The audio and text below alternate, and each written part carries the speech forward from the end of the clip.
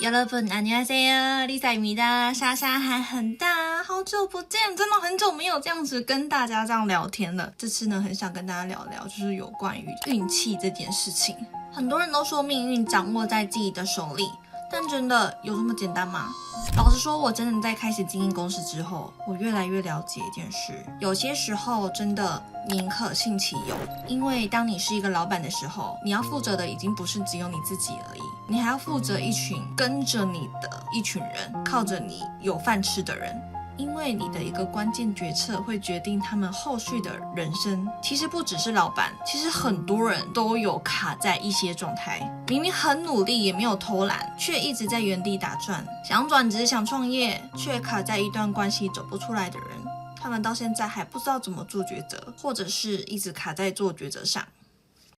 你有听过孙子兵法说的天时地利人和吗？真正的成功真的不是只有努力而已，而是要在对的时间、对的环境遇到对的人。天时呢，就是时机，对不对？你一定有想过这个问题，是不是要转职？现在适不适合创业呢？这笔投资是不是要现在下？机会来的时候有没有把握？真的差超多。那种感觉就很像是你搭上了顺风车一样，一切都会变得非常顺。就像我做医美快10年，当年疫情结束的时候，也刚好我失恋嘛，所以我去做韩国整形。然后当时呢，韩国医美还没有这么盛行，因为当时刚好遇上暴富的出国潮，台湾开始有了韩国医美的新资讯。当然这不是主要原因，也有一部分是我们曾经真的太相信我们的医师了，也不断相信和尝试，最后还是不满意，没有成功。再加上韩国整形真的很便宜，韩国医师的审美又好，他们又超卷，没有人会希望花钱然后失败，然后又再重做一次，挨一次刀，受一次苦，所以人们开始选择韩国整形。我想这也是这几年变动最大的原因，这让我感觉到我比过去所选择的工作都还要再更顺利一些。当然我也有遇过不对的时机，我前年开始做服饰，然后去年的8月就放弃做服饰这件事，不止没有赚钱，还赔了超多钱，赔了20-30万台币。那时候半夜批货，然后杂事有一堆，挑货买货又要囤货整货，烫衣服拍照上架跟寄出，真的会累到怀疑人生。结果最后才发现，我早就错过了适合去开创服饰品牌的时机了。那当然也有一部分是你真的要做这个工作的时候，你一定要非常的努力。但是我觉得我已经没有太多的心力去投入这一块了。我觉得我赢不了就是那些已经在这个市场已经走了10几年的人，我放弃了这个服饰的赛道。这个就跟地利有关，它一定是一个非常饱和的环境，有非常多的竞争者，而且每个人都可以做服饰，它的门槛没有到处很高，所以当我真的要去跟人家分一块肉的时候，已经轮不到我，除非我真的很努力。你现在待的地方真的会决定你可以走多远。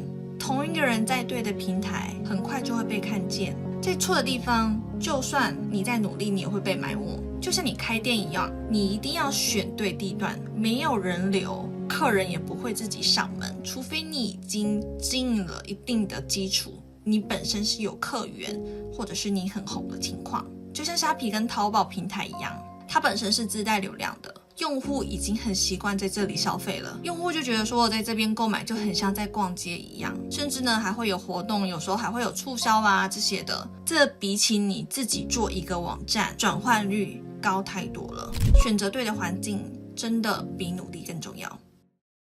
那人和是什么？你选择跟谁一起走，你一定也有这种感觉，跟错的人在一起，感觉每天都在被消耗，情绪很累，你明明就没做什么，你也没做错，却一直觉得怀疑自己，好像自己被 PUA 了，永远自己都做不好。但是呢，当你遇到对的人的时候，你会发现什么都是顺的，相处是舒服的，空气也是香的，你整个人的运气也都会变好。不管是爱情还是事业，我这一生真的看过太多人了。我也更确定一件事，不是所有人都值得放在你的生命里。朋友要慎选，工作要慎选，连你的另一半都要慎选。真的要学习被讨厌的勇气耶！你生来在这个世界上，不是要去讨好所有人，就算有人讨厌你，又怎么样呢？也有人讨厌我啊，我真的也是从小就是被讨厌到大，我也小时候就是被霸凌啊什么的。我小时候真的很在意别人的眼光，但我现在不是很在乎别人怎么看我。那我要说的是，前期我已经有这么多经验了，为什么我还要去算命呢？这又回到初中，当你开始肩负重担的时候，如果你太任性的做出选择的话，不只会影响到你自己，还会影响到跟着你的人。所有的坏的结果都是从很多很多的小事累积起来，变成最大坏的结果。所以呢，你就会开始尊重每一个你看不见的变数。但我的心态呢，我就是平常心，也不要太过迷信，你还是要你的思考能力跟判断能力，当做参考就好。我们听这些就是要趋吉避凶。之前我在网络上认识的一个算命老师，他是很多网红艺人会指定的老师，但是比起名气，让我更意外的是，他本人非常谦虚，很有礼貌，而且很低调，非常会倾听我所讲的话。他个人也非常有个人魅力。最夸张的是，他陪我聊整整3个小时，很夸张。他真的很有耐心，太佛心了，我真的觉得。其实呢，那时候我的状态已经算是比以前再过得再更富足一点了。但你也知道，人就是想要好再更好嘛。所以呢，我就抱着一个好奇心去问他，结果我发现他的理念跟我超级像的。他不是那种会告诉你说你以后会越来越有钱啊，他是透过你的命盘会告诉你说什么时候适合冲，什么时候你应该要守住。哪个年份做事会越来越顺，什么时候你应该要小心，哪些年份呢最好低调一点。然后我很认同他讲的一句话，透过命盘只是提前布局，预防未来发生的事，还有怎么做选择会更加分。如果是不好的流年，做任何事都会不顺，这句话真的很准。我自己也很清楚，过去我真的有在不好的年份做出不好的决定，那几年我怎么做都不太顺。他也跟我说，我现在正在就是10年大运里面，2023的2017年是我朋友运和卓运最好的时候，所以呢，他觉得我开始变得敢做事情了，敢冲了，也比较不会害怕了。然后他还特别说2024到2025的时候，这2年我的头脑会更清晰，会更理性，规划能力也会变强，还会有贵人运。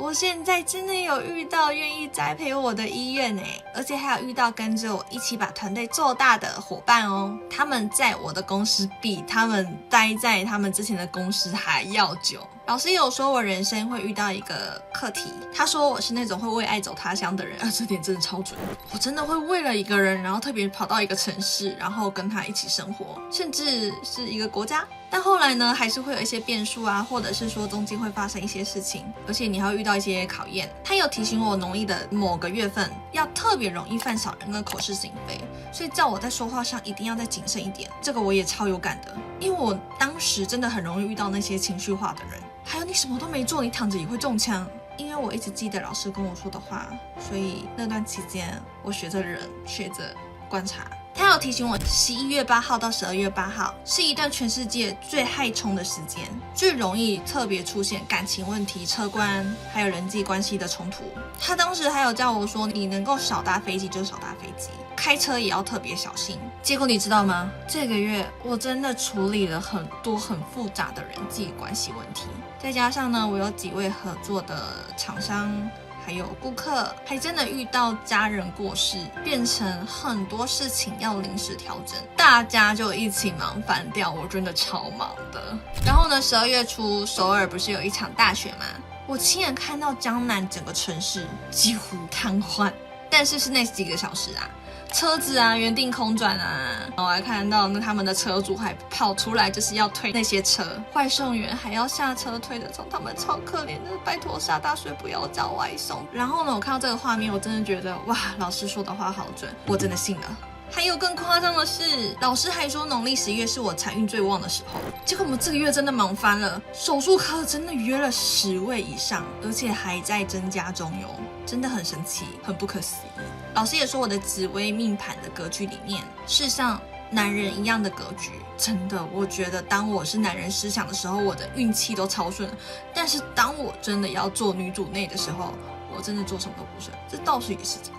所以如果我在违背我命运在做的事情，真的都不是很顺。所以真的不是每一个人他都有一定有的成功模式，他还是要看他自己本身是哪一种个性，然后适合走哪一个命盘。然后他就说我很像曹操型，是标准的经商人格，将军格局，很适合走在第一线开疆辟土。然后他说我不适合当员工，这也是真的。当我真的在创业的时候，我现在真的比以前过得顺风顺水很多。虽然还是有遇过很多关卡啦，就是我还是会熬夜过劳啊，我都没有办法睡觉。但是这又比起你没有钱的时候，你要去求着别人给自己工作的时候，还来得更好一点。但是呢，当我是员工的时候，我就觉得总是会遇到一些变数，你的人生好像是被人掌控的感觉，然后规定也是别人规定的，就会觉得好像你没有办法去发挥你完整的实力，也是卡卡的。哦，对了，他最后呢还帮我排好我的行事历，他还跟我说竞彩日、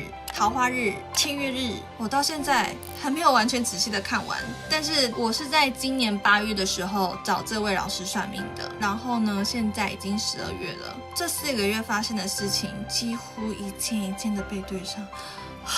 真的毛骨悚然。